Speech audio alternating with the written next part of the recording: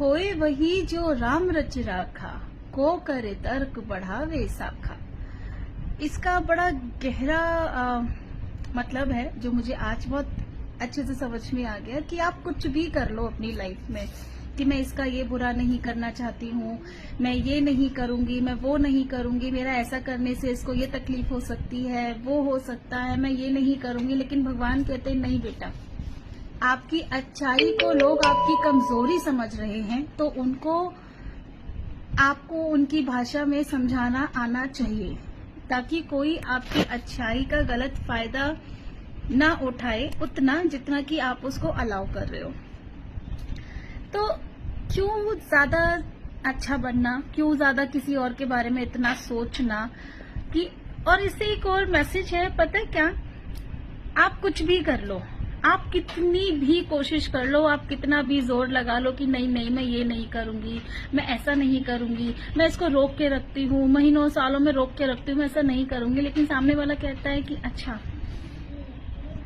मतलब वो आपके सामने कोई और रास्ता छोड़ता ही नहीं है। जो आप नहीं करना चाहते हो फिर आपको वो करना पड़ता है। इसी को कहते हैं कि होए वही जो राम रच राखा, वही होता है जो भगवान करना चाहते हैं। और आप क्यों अपनी तरफ से तर्क वितर्क करके चीजों को बढ़ा रहे हो। तो जो होगा देखा जाएगा, महादेव की इच्छा। अगर महादेव यही बोल रहे कि भाई तुम्हें ये करना ही पड़ेगा, तो फिर हम जरूर करेंगे। और आगे जैसी महादेव की इच्छा, क्योंकि आप अपनी तरफ से एक चीज मैंने डिसाइड कर लिया है कि आपका डिसाइड किया हुआ और डेस्टिनी का डिसाइड किया हुआ कभी सेम नहीं होता। आपने जो डिसाइड किया है कि सारी चीजें आप अपने हिसाब से ठीक कर लोगे, किसी को ज्यादा तकलीफ भी नहीं होगी और सब कुछ ठीक हो जाएगा। लेकिन अगर डेस्टिनी ने डिसाइड किया है कि जो आपको हर्ट कर रहा है, जो आपके साथ दिमाग से माइंड गेम खेल रहा है, आप दिल से काम कर रहे हो, सामने वाला दिमाग से काम कर रहा है, वो आपको यूज कर रहा है क्योंकि उसको ये पता है कि आप बहुत इमोशनल हो। तो ये बहुत सारे लोगों के साथ ये चीजें होती हैं कि उनके इमोशंस का जो गलत फायदा उठाया जाता है लोगों के द्वारा, उन्हीं के लव वंस के द्वारा, जो नहीं होना चाहिए। और लास्ट में क्या होता है भाई, जो सच्चा होता है वो जीतता है, जो दिल से बात करता है वो रियल होता है, और जो दिमाग चलाता है ना, वो दिमाग ही चलाता रह जाता है जिंदगी भर, उसको कुछ हासिल नहीं होता। तो अब जो महादेव की इच्छा, हर हर महादेव, जो नहीं करना था वो भी करना पड़ रहा है और जो करना था वो नहीं कर पा रहे हैं।